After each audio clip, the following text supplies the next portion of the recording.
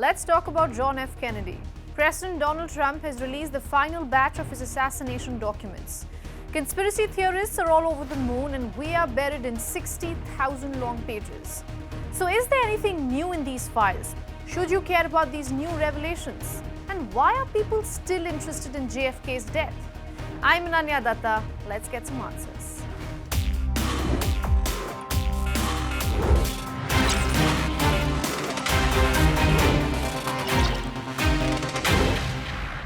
It was a rainy November afternoon in 1963. Drizzles fell over Dallas, Texas as thousands gathered along Main Street, eager for a glimpse of President John F. Kennedy. With re-election on the horizon, JFK had set his sight on the crucial swing state of Texas. His team orchestrated a high-profile visit to showcase unity among the Democrats. As part of the campaign, his motorcade was set to pass through Main Street, en route to Trade Mart, where a special luncheon was planned. The rain had stopped. It was partly cloudy around noon when JFK's car took a turn towards the street. And right then, bullets were fired. The president was aboard a specially built limousine that is meant for processions like these. The interiors are wider and the president's seat is higher, so that the public can get a good view of him. The first bullet struck JFK's neck, then his head, and he immediately slumped over to his left side, burying his head in the First Lady's lap. The car sped off to Parkland Memorial Hospital just a few minutes away, but little could be done for the president.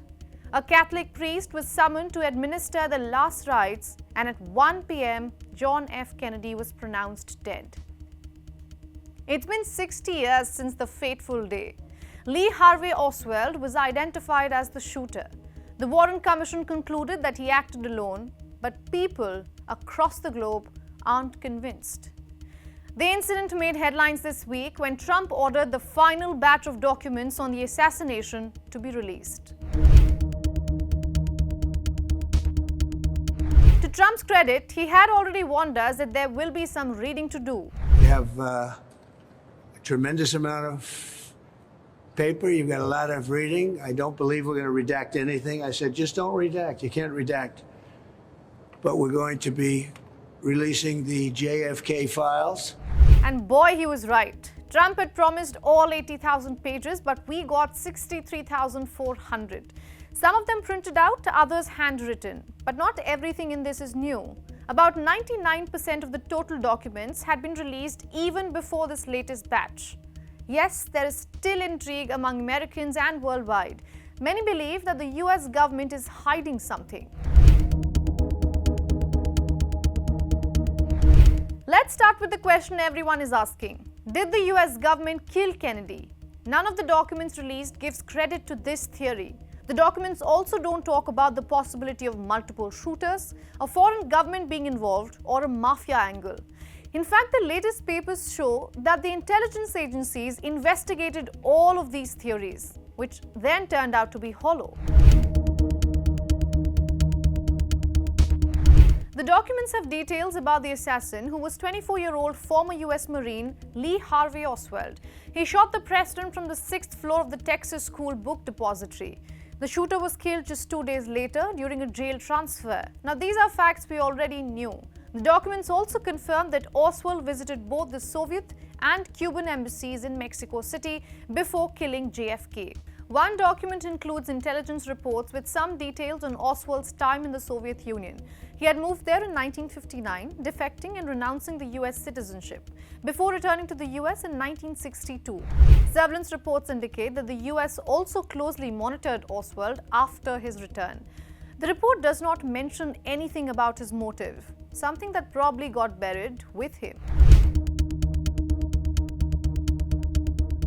The documents tell us less about JFK's assassination and more about CIA's covert operations that were illegal on many occasions. The CIA was overusing State Department employees as cover in other countries, which means officials in US embassies across the world were actually housing CIA agents. The document mentions 123 diplomats in Paris that were actually CIA undercover agents. 11 of the 13 in Chile were also CIA undercover operatives. The 1964 document delves into the CIA's operations related to Cuba. It reveals that the agency has a number of sources with access to Cuba in Mexico.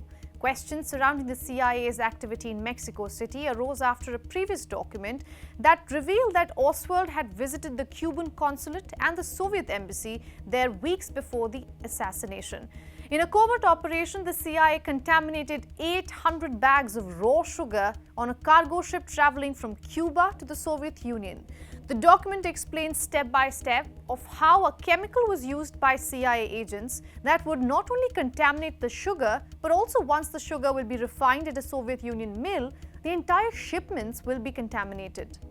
According to the declassified documents, the CIA's New York division oversaw secret bases in multiple locations, including New Delhi and Kolkata in India, Rawalpindi in Pakistan, and Colombo in Sri Lanka. Some of these sites have been subjects of legal scrutiny, with allegations that detainees were held without formal charges or trials.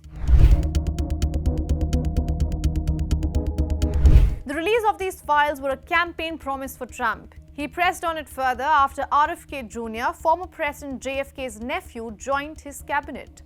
Now, the Health Secretary JFK Jr. had signed an executive order this January prompting the FBI to search for thousands of records. My uncle was killed not by a single killer, but by a conspiracy. And there are now, since then, there's been 1 million pages of documents and many confessions of people who are involved in that, so that the evidence of CIA collusion in his death and in the cover-up, which continues today, is very clear. One big reason that the conspiracy theories still persist is because not all the files pertaining to the assassination had been made available to the public. In fact, in 2023 Gallup poll, it found that 65% of Americans rejected the official conclusion. So the documents aren't a smoking gun, but it shows transparency. Contrary to what people believe, that the government is trying to hide the assassination plot, what Washington was trying to do is hide the questionable practices of the CIA. Now, with the files released, will the conspiracy theory stop?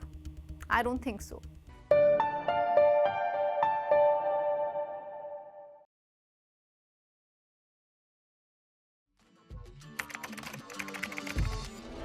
What the changes in India's population and the differential growth rates. This city has emerged.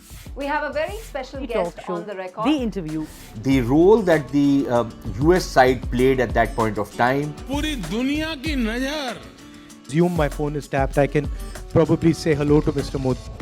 आपके भारत पर है. Episode of Know Your Candidate. The rising confidence of India under Prime Minister Narendra Modi. Communist China is the greatest threat. There will come a day that we will see far more radical extremist. I'm still a little perplexed by why we. Your daily dose of news from India and across the world. Cutting edge views and analysis. Tune into HT videos. Click on the bell icon to subscribe.